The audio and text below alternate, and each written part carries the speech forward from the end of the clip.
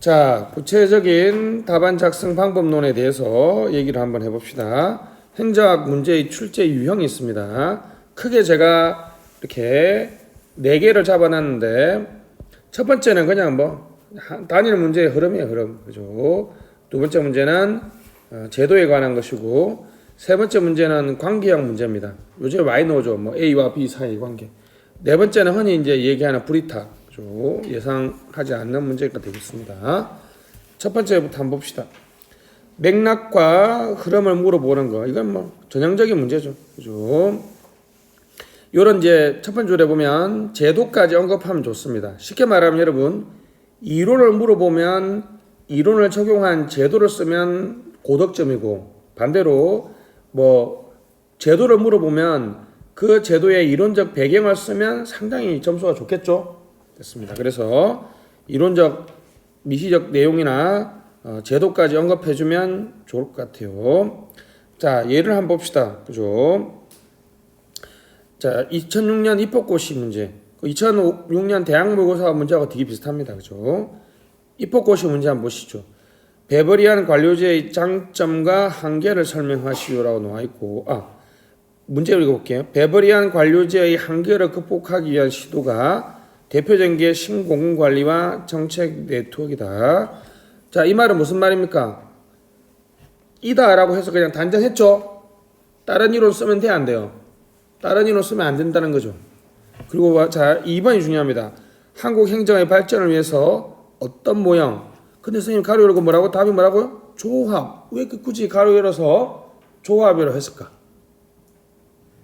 답은 뭐예요? 그러면 조합이죠. 그럼 역진기납으로 하면 조합으로 가야 된다는 거죠. 근데 신공공관리와 정책 네트워크라고 두 개를 던져놨으니까 뭔지 모르지만 어떤 영역에서는 NPM적 개혁을 하고 어디에는 네트워크를 가야 된다는 이게 나오겠죠. 그때 이제 제가 여러분한테 가르치는 게 3개가 있죠. 뭐죠? 갑시다. 행정학의 조합을 고민할 때 가장 먼저 여러분들이 해야 될 게 뭐라고요? 누구라고요? 오쿤이라 그랬죠. 가장 학문적으로 기준은 틀리니까 오쿤. 도메인 오브 라이츠와 도메인 오브 달러. 잘 맞겠죠, 그죠? 도메인 오브 라이츠 영역은 정책 네트워크니까 여기 정책 네트워크는 그냥 뉴가버넌스 아니에요, 그죠? 그죠? 그러면 도메인 오브 달러는 뭘로 간다? NPM적 개혁으로 간다. 보통 이제 라이츠를 제가 뭘로 연결했죠? 기본 사항이라고 연결하고 결정이라는 측면을 연결했고 달러는 구체적인 사항이면서 집행 사항이라고 했습니다. 그죠? 여러분들이 라이츠와 달러를 잡았으면 끝났죠. 그러면 자, 역으로 올라와서 서론에서 뭐라고 써야 됩니까? 정, 반, 합. 합의 답이 정해져 있네. 합에 뭐라 써야 돼요? 여기서는 나는 뭐로? 누구의? 오쿤의 관점에 따라서 논의하도록 하겠다. 그죠? 됐습니다. 여기 이제 우리가 로마자 4번을 정했으니까 서론을 쓸 수 있는 거고. 근데 여기 잘 연결하면 베버리안 관료제의 장점과 한계가 나와 있는데요. 여기서 잘 들으면 요 한계에서 여러분들이 실수를 하면 안 돼요. 내가 맨날 가르치는 관료제 병리 현상을 써도 좋은데 다시 문제로 들어와서 한계를 극복하기 위한 대표적인 시도가 신공공관리와 정책 네트워크라고 그랬죠. 그럼 신공공관리의 핵심은 뭡니까? 경쟁, 성과, 고객 이런 것들이죠. 그러면 나 같으면 여기서 한계를 일반적 한계라고 하면서 관료제 병리 현상을 쓰고 무슨 부재? 경쟁 부재. 뭐가 부족하다? 성과가 부족하다. 라고 한계를 잡아줘야지 뭐가 나오겠습니까? NPM적 개혁이 등장한 이유가 나오겠죠. 그러면 정책 네트워크니까 네트워크는 다양한 행위자들을 강조하죠. 참여와 신뢰를 강조하니까 다시 그러면 관료제의 한계는 일반적 한계는 뭐라고요? 관료제 병리 현상이지만 최근에 부각되는 한계는 뭐라고요? 경쟁과 성과의 부재. 그래서 뭐가 등장했다? NPM이 등장했고, 다양한 행위자들 참여 신뢰. 좀 다른 말은 뭡니까? 뭐 정부가 일방주의, 독주, 독점, 그죠? 관존 민비니까 뭐가 등장했다? 뉴가버넌스가 등장했다는 식으로 문장을 답안을 구성하면 되겠습니다. 그죠? 그래서 여기서 로마자 2번은 뭐 관료제에 관한 답안을 빨리 쓰려면 그래서 자 관료제 하면 키워드가 뭡니까?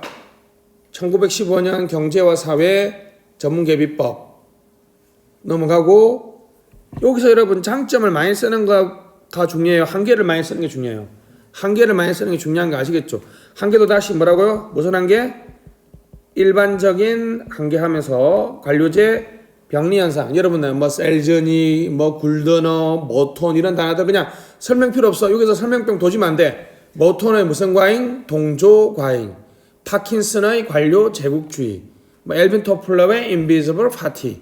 이런 키워드를 탁탁 던져버리고 최근에 부각되는 한계는 뭐다? 뭐가 부족하다? 경쟁과 성과가 부족하니까 NPM. 정보 독주, 다양성과 신뢰가 부족하기 때문에 뉴가버넌스, 네트워크 관리로 간다라는 식으로 구성하면 되겠습니다. 다시 돌아와서요. 이 문제에서 맨 처음에 우리가 어디부터 포인트를 잡았습니까? 조합부터 포인트를 잡았죠. 조합부터. 그래서 항상 뭐라고요?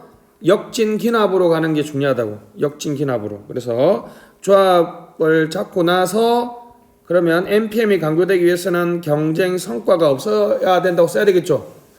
네트워크가 강조되기 위해서는 다양한 행위자 참여 신뢰가 부족하다라고 해줘야 되겠고 그렇게 하려면 일반적 한계와 구체적인 한계를 나눠서 따로 새롭게 신선한 목차를 구성해줘야 되겠죠. 그죠? 그 다음부터는 이제 쉽잖아요. 여기서 관료제 특징과 장점은 내가 흔히 이야기하는 뭡니까? 그냥 단순암기죠. 그죠? 단순암기. 키워드. 단순암기라고 얘기하면 키워드만 나열하면 되고 그걸 설명할 필요는 없어요. 알았죠? 선생님 나 이거 이 정도는 내가 알고 있어요 라고 그냥 보여주는 거야. 그죠? 보여주는 거니까 키워드를 나열하고 설명은 필요 없다라고 보면 되겠습니다. 자, 그래서 이제 맨 마지막에 상황 적합론이 나와 있는 거죠. 누구의? 오쿤의 이 논리에 따른 상황 적합론 됐습니다. 오케이 넘어갑시다. 비슷한 문제가 작년에 나왔던 문제죠. 2018년 행시문제 한번 볼까요? 대의민주 대안으로 수기민주주의 논의가 활발해졌다. 수기민주주의 좋아요라고 써주라는 얘기죠. 이 전제야 문제의 전제. 그죠? 수기민주 활성화 관점에서 이런 문장을 많이 써줘야 돼요. 의사소통의 중요성, 문제점, 효과적인 강화 방안. 이제 강화 방안부터 얘기해줘야 되겠죠. 여기 이제 의사소통은 딱 봐도 뭡니까? 무슨 참여입니까? 시민 참여겠죠. 그죠? 정부와 시민 사이 의사소통이니까 거의 대부분 시민 참여겠죠. 여기서 이제 강화 방안에 2018년이면 딱 봐도 뭐가 생각나야 됩니까? 일단 써봐. 강화 방안 중에 가장 신선한 거. 공론조사. 저는 정보 체계론 강사이기 때문에 ICBM을 활용하는 것을 하면 좋겠다라고 하면 되겠죠. 됐습니다. 그러면 요 두 개가 있으니까 나 같으면 ICBM으로 승부수를 한번 띄우면 공론조사는 무슨 방식? 전통적 방안이라고 하고 ICBM은 최신 방안이라고 해서 조금 목차를 신선하게 잡아줘도 좋겠죠. 이렇게 해서 얘기를 해 주셔도 되겠습니다. 아니면 이걸 여러분 이렇게 잡으면 어때요? 조직에서의 방안, 인사에서의 방안, 재무에서의 방안. 아니면 우리가 지난 시간에 했던 것처럼 플랜에서, 도에서, C에서. 그러니까 우리가 아는 그죠? 틀이 몇 개가 있어요. 4개 정도는 있다 그랬죠. 그 다음에 대외적 방안하고 대내적 방안. 일단은 대외 대내는 X지. 왜냐하면 지금 문제가 정부와 누구 사이에? 시민사회니까 틀렸고 조인제도 틀렸죠. 그죠? 플랜 두 C는 맞긴 하지만 컨텐츠가 부족합니다. 그죠? 그래서 여러분들이 이렇게 공론조사 그 다음에 AICBM 그럼 다시 요거를 완성해 봅시다. 그러면 전통적 방안에서 새로운 건 공론조사를 가려면 공론조사의 핵심 특징이 뭡니까?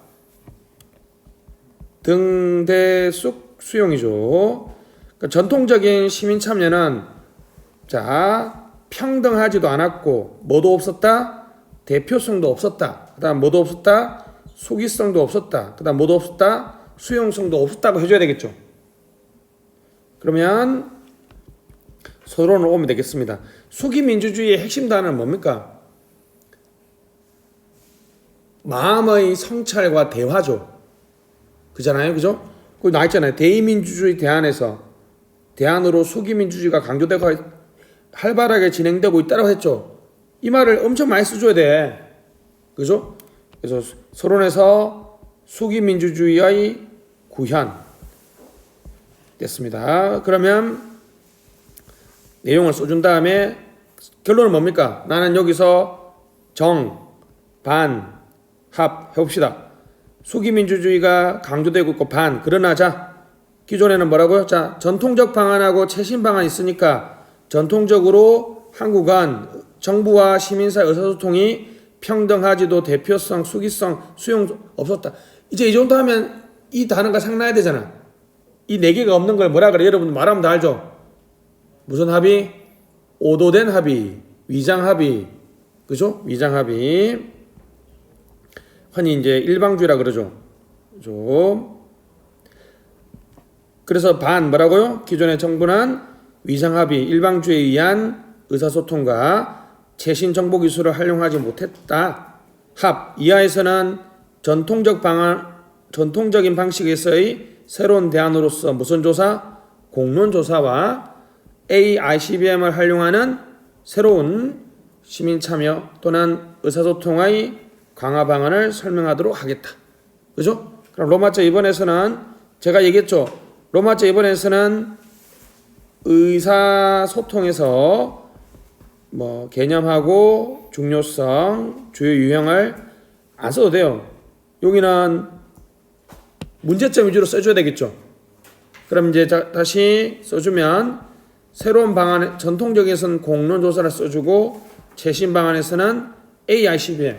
AICBM은 재경직은 뭐 대충은 알죠? 안다고 해줘. 빨리 안다고 해줘. 실마찌개 앱을 SNS를 이용하거나 모바일을 이용하면 실시간으로 참여할 수 있고 의사소통할 수 있죠. SNS 반상회라든지 SNS 대변인 제도 그리고 나한테 맞춤형이죠. 그리고 지능화된 개인화된 그러한 의사소통이 가능합니다.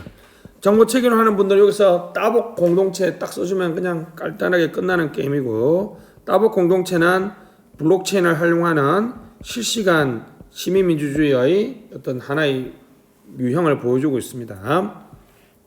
자 여기서 다시 돌아와서 여기서는 역시 수기민주주의 강화 방안부터 우리가 고민했죠. 처음부터 틀을 안 잡았죠. 그냥 내가 생각하는 게 뭐였다? 공론조사하고 AICBM이었다. 그죠? 저는 이거 강의할 때 달별로 다 달라. 그날 생각나는 대로 목차를 잡기 때문에. 그런데 이제 그들을 쓰지 말고 공론조사는 무슨 방안이다? 전통적 방안이고 AICBM은 최신 방안이다. 이렇게 하면 훨씬 더 좀 답안지가 목차에서 보이죠? 그렇게 해서 잡아놓고 그러면 이제 기존에는 등대숙 수용도 없었고 위장합의나 일방주의 방식이었다는 식으로 거꾸로 구성하면 되겠습니다. 자 밑에 문제도 그런 거죠. 이건 이제 전략적 인적 저항 관리인데 방가로 1번 전략적 인적 저항 관리의 의의와 특징. 이 특징은 그죠? 뭐와 비교해야 돼요? 인사행정과 비교해야 되겠죠. 특징 쓸 때 비교하면 된다는 거죠. 전략적 인적 저항 관리는 SWOT 미비전이죠. 그럼 이제 뭐 이거는 너무 쉽지 않습니까? 그죠? SWOT 분석을 하면 뭐다? 전략적 인적 저항 관리고 사업 분석을 안 하면 전략적 인적 자원 관리가 아니죠. 사업 분석을 한다는 말은 장기적입니까? 단기적입니까? 장기적이고 체계적이다라고 얘기할 수 있습니다. 만들어 쓰면 되겠죠. 10점이니까 그냥 가면 되겠고, 근데 여기는 이제 이런 문제가 좋아요. 2번 확보, 개발, 활용, 평가, 보상.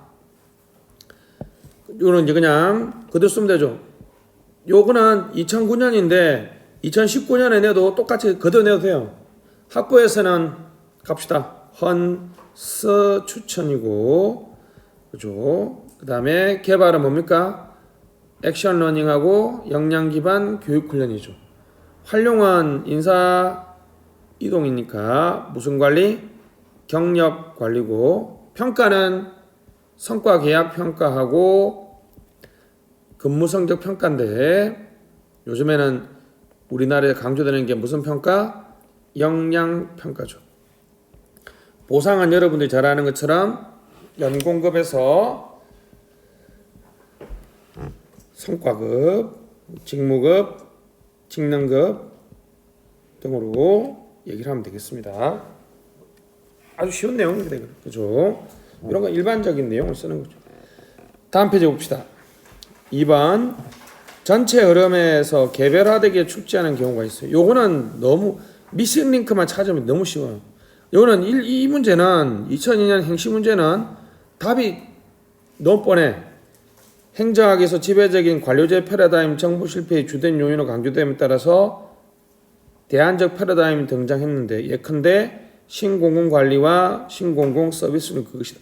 이 두 개 써라는 얘기죠. 딴 거 쓰면 안 된다는 얘기죠. 근데 1번 기존 패러다임에 가해진 비판, 2번 신공공관리의 영향, 3번 신공공서비스 개혁 방안. 특이하죠.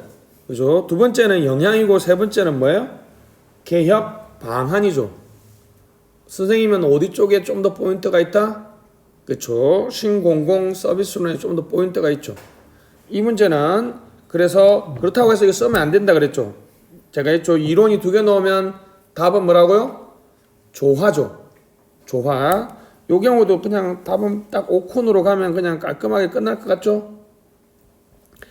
rights의 영역은 MPS로 가고, 아까 우리가 얘기했으니까 공론조사 같은 얘기를 하면 되겠고, 달러의 영역은 NPM으로 가면 좋은데, 여기는 중요한 거는 1번이 중요해요. 1번이 관료제 패러다임에 대한 비판. 여기도 관료제 병리 현상을 대충 쓰고, 자 다시 신공공관리 뭐라고요? 아까 했던 것처럼 경쟁, 성과, 뭐 고객 이런 거 그죠?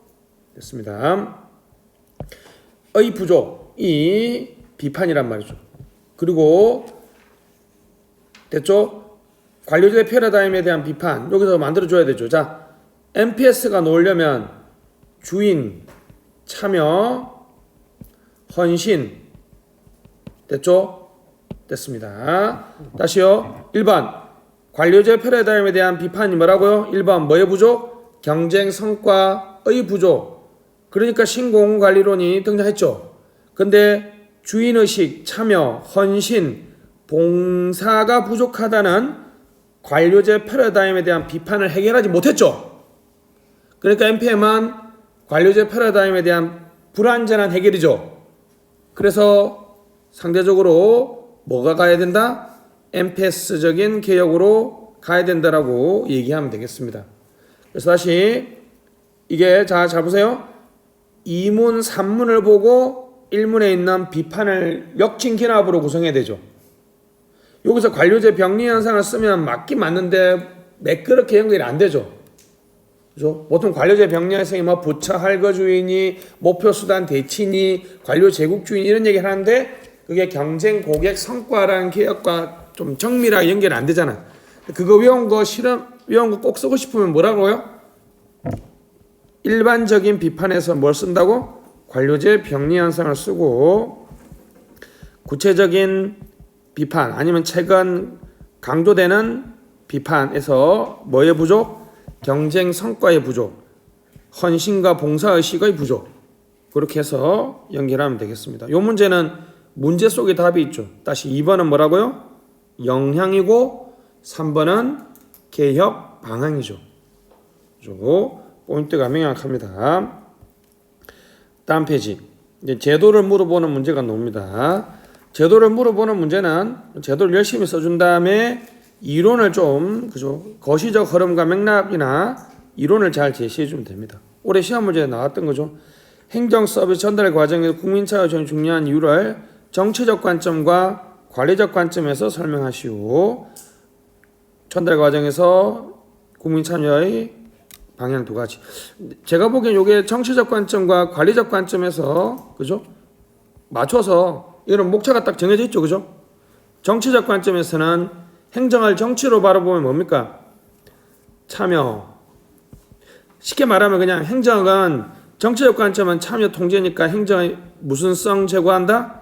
민주성 제고고 관리적 관점은 행정의 효율성을 제고하는 거죠, 그죠? 정치적 관점과 관리적 관점 됐습니다. 제가 보기에는 그래서 정치적 관점에서는 참여 예산이나 공론조사 같은 거를 연결하면 되겠고 관리적 관점에서는 정책 디자인단, 국민 생각함 이런 것들을 이제 빨리 연결해 놓고 역진 기납으로 구성하면 되겠습니다. 그죠?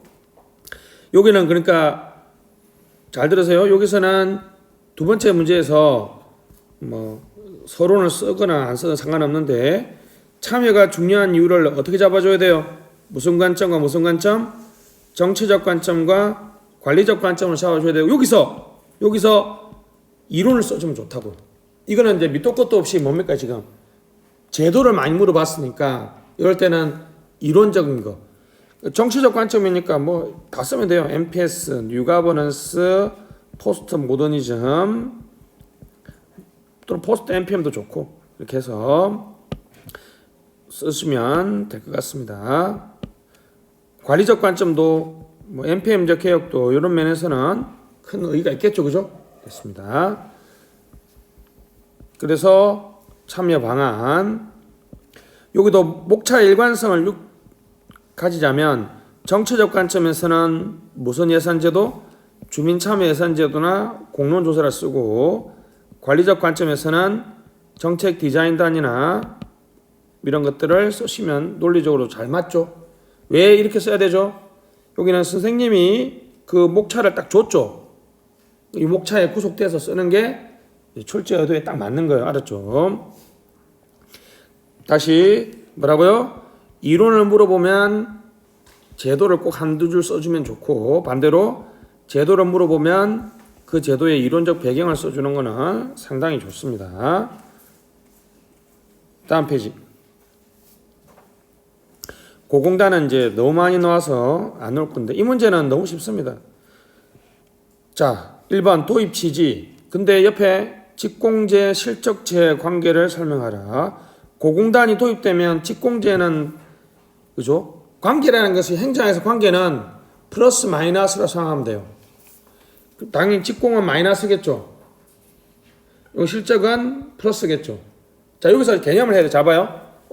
여러분이 생각하는 실적제를 생각하면 안 돼. 여기는. 왜냐하면 잡아요. 직업공무원 제도 및 실적제와의 관계니까 이 두 개가 같은 개념이 아니라는 건 정반대의 개념이잖아요. 그렇게 가정해 주는 게 맞죠. 그러니까 여기는 실적제가 미국식 직위분류제 같은 느낌으로 해석해 줘야 되는 거예요. 요거는 도입 취지, 목차를 그대로 뽑아줘야 되죠. 뭐라고요? 직업공무원 제도 관점에서의 도입 취지, 또 실적제 관점에서 도입 취지라고 목차가 그냥 바로 놓아지는 거죠. 이렇게 문제가 길게 나오고 이렇게 가로 안에 뭐가 놓아주면 우리는 엄청 편해. 그 목차대로 답안지를 쓰면 돼요. 자, 제도의 도입효가 논란이 있다. 논란. 운영상의 문제점. 근데 밑에 보면 직무성과급조 연봉제가 적절한 동기부여 방법인지에 대한 이론. 아하, 운영상의 문제점이 핵심이 뭐라고요? 동기부여겠네. 선생님 출제 의도에 의하면. 맞죠? 그러니까 여기서 운영상의 문제점은 무슨 문제점? 일반적 문제점. 여러분들이 아는 것처럼 뭐 고공단이 왜 상급이냐부터 이런 얘기 써준 다음에 가장 핵심적 문제점은 뭐라고요? 무슨 부여? 동기부여. 이런 식으로 목차를 잡아주는 게 이 출제 의도에 맞는 거죠. 이거는 2013년 문제인데 요즘 식으로 하면 여기서 이제 이론은 딱 보면 여러분 그죠? 잘 봐. 3번에 보면 적절한 동기부여 방법인지 여부에 대한 다양한 요인에서 평가하시오. 선생님이 이게 성과가 안 맞다는 얘기 아니야? 출제 의도는? 요즘 같으면 이제 PSM이나 자기 효능감 같은 이론을 끌어다 써가지고 자기 결정 이론 같은 거 그죠? 요즘 식으로는 쓰면 되겠죠, 그죠? 지금 이 이론을 내가 왜 끌어다 썼지? 나는 이 선생님의 출제 의도를 어떻게 읽었죠? 성과급이 적절한 동기부여 방법이 아니라고 나는 생각했기 때문에 그 반대쪽 이론을 썼잖아요. 근데 이게 자 보세요. 이게 좀 내가 자신 없으면 자 동기부여 여부 그러면 찬성하는 쪽 의견과 무슨 의견? 반대하는 의견이 있겠죠. 그냥 찬성 의견과 반대 의견은 그냥 단순하게 나열해 준 다음에 찬성 의견 쪽에서는 성과 측정이나 성과급을 늘려야 된다고 써주셔도 되겠고 반대하는 쪽에서는 뭐라고 성과급보다는 PSM, 호헌 동의를 높여줘야 된다 이런 식으로 간단하게 이렇게 제시해줘도 돼요. 불안하면 이렇게 가고 좀 더 내가 어그레시브하고 좀 출제 의도를 맞춰서 글 좀 내용은 적게 쓰더라도 맞추게 쓰려면 나는 PSM이나 자기 효능감이나 자기 결정 이론 등을 써서 이게 적절한 동기부여가 아니라고 해주는 게 훨씬 더 좋을 수도 있습니다. 그죠? 이렇게 자 단가로 1번, 2번, 3번으로 노는 문제는 그죠? 2번은 3번의 전제죠. 그죠? 1번은 2번의 전제죠. 그죠? 2번 목차나 1번 목차를 구성할 때 어떻게 구성해야 된다? 바로 앞에 문제를 보고 뒤에 문제를 보고 구성하는 거죠. 다음 문제 봅시다. 투명성, 건전성 강화에 초점. 딴 거 쓰면 안 된다는 얘기죠. 건전성, 투명성을 설명하시오. 이거 설명 안 해도 돼요. 밑에 보면 건전성을 확보하기 위해서 통합재정의 건전성이니까 건전성은 플러스 마이너스에 관한 얘기죠. 그죠? 이거는 통합재정은 포함 범위는 투명성의 문제고 계산에서 적자, 흑자는 뭐의 문제입니까? 건전성의 문제죠. 나 같으면 이게 서로는 어떻게 나왔어요? 통합재정, 건전성과 투명성의 동시추구 이렇게 답하면 되지. 딱 보면 잡아요. 투명성, 건전성 강화의 초점. 선생님의 출제에도 이 두 개죠. 이걸 중요하다는 얘기를 엄청나게 많이 써야 된다는 얘기지. 그죠? 투명성 설명하고 통합재정의 이와 기본 구조를 설명하시오. 그죠? 통합재정이 투명성과 건전성을 동시에 지금 제고한다라고 어찌든지 끼워 맞춰줘야 되겠죠. 그래서 포함 범위는 국가재정의 투명성을 보여주고 흑자적자는 건전성을 보여주는데 이게 2012년 문제지만 최근의 식으로 해야 하면 이제 무슨 재정 수지? 관리 재정 수지 얘기까지 가주는 게 맞습니다. 그죠? 됐습니다. 이런 것들은 딱 그냥 선생님이 그러니까 출제됐던 단어들이 그죠? 이런 식으로 대놓고 그냥 물어보잖아요. 그죠? 수기민주주의 활성화. 수기민주주의 중요하다는 얘기를 계속 써줘야 돼요. 투명성과 건전성의 강화 초점이다. 그러면 투명성, 건전성에 대한 얘기를 계속 써줘야 되고 여기는 숨어있는 논점이 관리재정 수지입니다. 나중에 또 보시면 되겠고 다음 페이지. 자, 대표 관료제는 실천 사례도 많지만 반대 논리도 상당한 편이다. 상당한 편이다. 이런 표현 잘 안 쓰잖아요. 그죠? 찬성보다는 지금 선생님은 뭐 하는 쪽에 가까운 사람입니까? 반대하는 쪽에 좀 가까운 사람이라고 우리가 눈치를 채야 되겠죠? 특히 이번엔 역차별을 엄청나게 중요하게 생각하고 있네. 그죠? 그리고 두 사례를 넣어보라 했는데 이 경우에는 여러분 만약에 서론을 쓰면 어떻습니까? 역차별의 부상 이런 식으로 써요. 역차별의 부상. 내가 보기에는 선생님이 지금 역차별 문제가 자기는 엄청 중요하다고 생각하겠죠. 그래서 역차별이 엄청나게 사회적으로 논쟁이라는 얘기를 써주면 되겠고 1번, 2번은 여러분 다 아는 거죠. 이거 뭐라고요? 뭐 직종이라든지 어떤 종류에 대한 구분이나 그죠? K% 룰로 가면 되겠습니다. 그죠? 역차별을 없애기 위한 방법이 뭐라고요? 그쵸? 소수인종, 중증장애인 지금 우리나라 하고 있죠. 몇 프로? 3%죠. 3%. 그죠? 2%, 3% 이렇게 하고 있으니까 그런 어떤 역차별을 그죠? 일으키지 않으려면 이런 비율 조정을 가면 된다라고 하면 되겠고 솔직히 말하면 이 선생님은 역차별 때문에 대표 관료제에 부정적이니까 보통 여러분 자 어떤 제도를 하지 말자로 얘기할 때 보통 하지 말자로 얘기하면 절대 안 되고 그때 뭐라고요? 사회적 합의. 나 같으면 여기서 뭐예요? 역차별의 문제가 심각하니까 사회적 합의 도출이 우선이다 이런 식으로 얘기하면 된다고. 사회적 합의가 도출 안 되면 하지 말자는 식으로 얘기도 되니까 하지 말자로 쓰는 건 너무 하잖아. 그때 뭐라고요? 먼저 사회적 합의, 뭐 국민적 공감대, 뭐 점진적인 도입, 뭐 이런 식으로 해서 요 문제 같은 경우에는 이렇게 좀 부정적으로 써줘도 좋을 것 같아요. 너무 단어 자체가 그죠?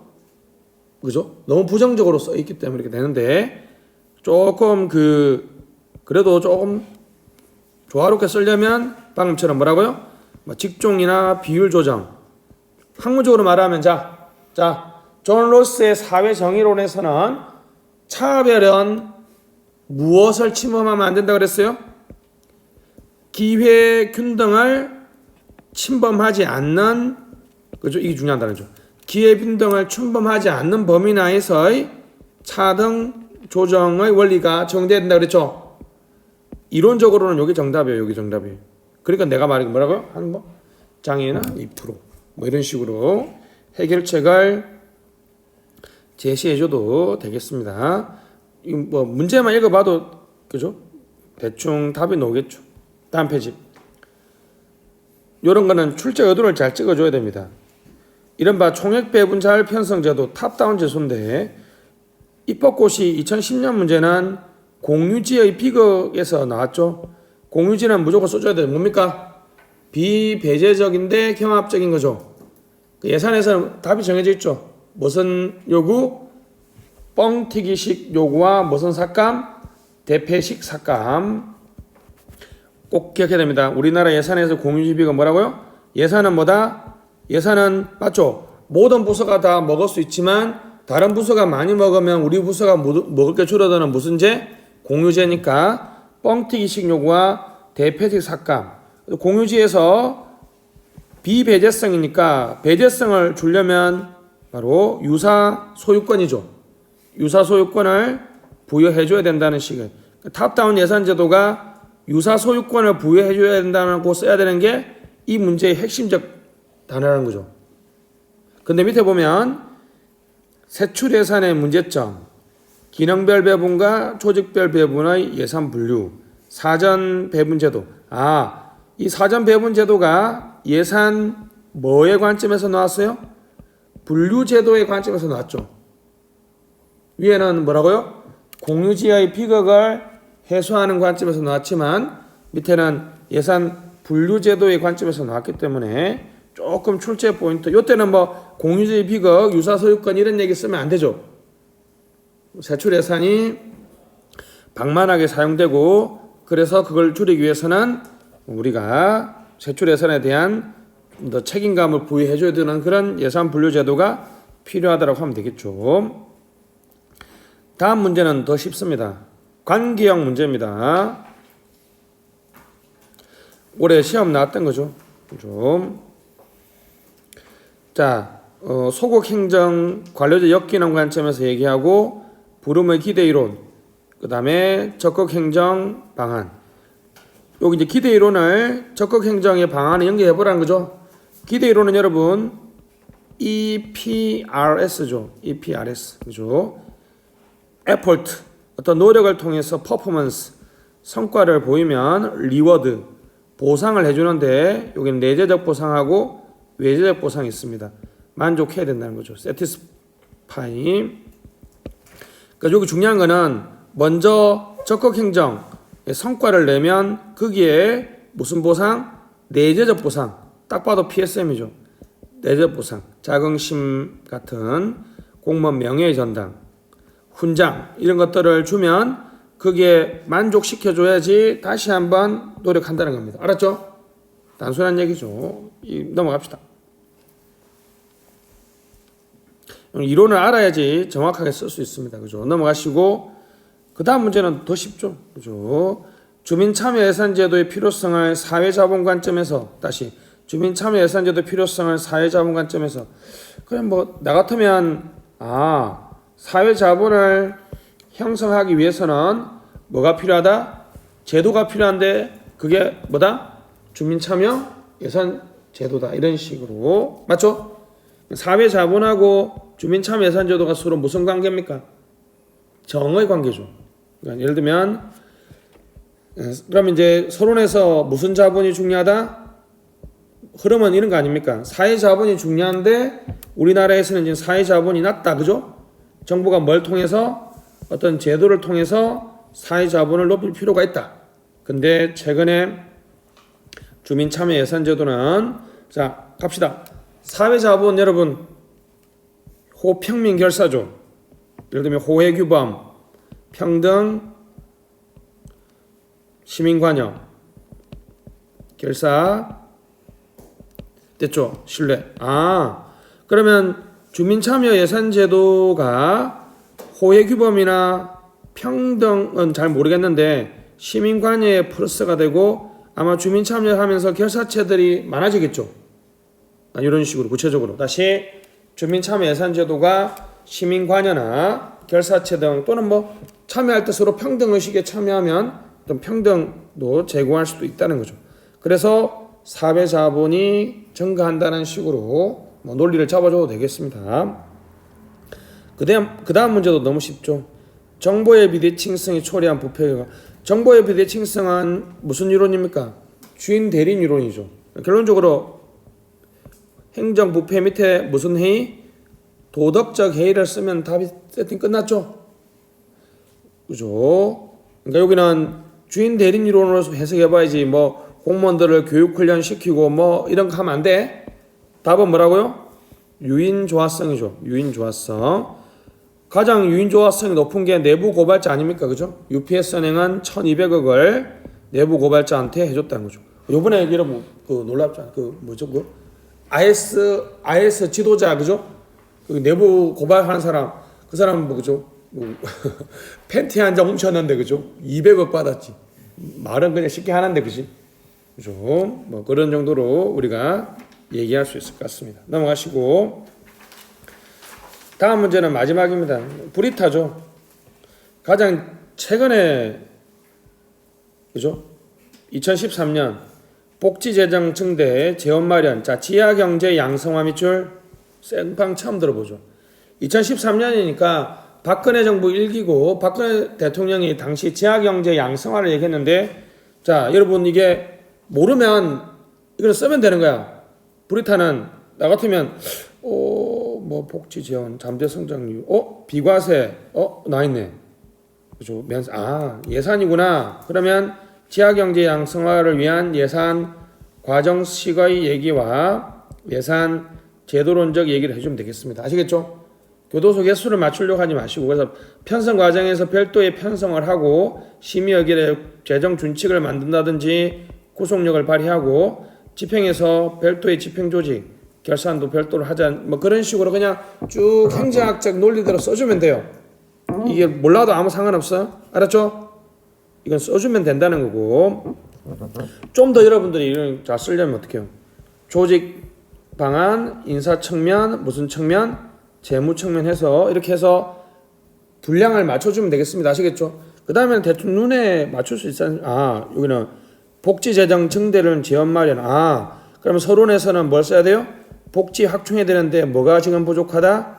재원 마련이 부족하다가 이겨주고 보면 세출 구조조정 및 비과세 감면과 함께라고 나왔으니까 2번 뭐 기존의 복지 재정 마련의 방법론 하면서 뭐 세출 구조조정 비과세 감면, 축소 이렇게 써준 다음에 그죠? 그들의 한계를 적어줘야 되겠죠. 그래서 뭐라고요? 지하경제 양성화 방안이 있는데 이제 구체적인 방안에서는 다시 무슨 측면?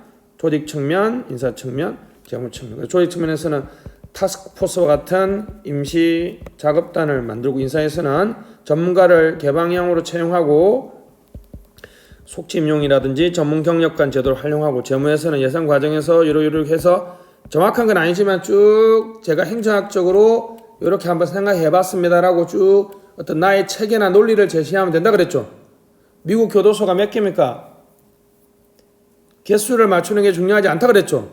인구가 얼마고 뭐 실행률 0.01% 살 때 뭐 재수가 10만 명이 필요한데 그 사람들이 2평씩 필요하니까 뭐 좀 해서 몇 평 정도 되고 몇 개가 되겠습니다. 이렇게 하는 뭐가 중요하다고요? 논리와 체계가 중요하다 그랬죠. 이렇게 고민하시면 되겠습니다. 그 다음 문제는 뭐 근데 대충 있어. 이거는 지방 행정인데 요거는 행정 통제니까 그죠? 다음 문제는 이거는 두니까 롬직으로 쓰면 되죠. 그죠? 이거는 브리타도 아니죠. 이런 문제가 상당히 재밌죠. 이거는 이제 이분법으로 나누면 20점이니까 이분법으로 나눠도 되겠는데 근데 여기는 선출직 공무원에 대한 해결 방안을 포함시키라고 했으니까 기억나죠 여러분? 롬직과 두닉은 다시 뭐라고요? 외부 내외 강약, 내부 외부 강한 통제냐 약한 통제냐 해서 네 가지 책임에 따라서 각각의 행정 통제를 얘기하고 있는데 그걸 맞춰서 쓰시면 되겠습니다. 이런 게 상당히 재밌는 문제죠. 한번 내볼까 생각 중입니다. 그렇죠? 모르면 그러면 마지막에 뭐 가칭, 뭐뭐를 하자, 뭐뭐를 만들자 이런 식으로 그냥 행정학적인 논리와 체계를 제시하는 것이 아주 중요합니다. 브리타는 놓으면 쓰면 돼. 쓰면 붙는 거야. 왜냐하면 어차피 점수 다 그러거들 하니까 쓰면 5점에서 10점씩 팍팍 차이 납니다. 그죠? 자, 그래서 종합 문제는 여러분들이 한번 읽어보시면 되겠습니다. 종합 문제가 가장 어렵죠. 그죠? 개인적으로 2007년 행시 이 50점짜리 문제가 제가 보기에는 가장 문제가 좋고 가장 어려운 문제 같아요. 뭐 정보 조직에 대한 찬반론이 당신이 했던 찬반 논점에서 구체적인 개혁 방안을 한번 얘기해봐라 이렇게 썼는데 상당히 어려운 문제죠, 그죠? 행정학 전반적으로 다 알아야 되는 문제입니다. 자, 여기까지 해서 우리 답안 문제 유형별로 한번 살펴봤습니다. 대단히 수고하셨습니다.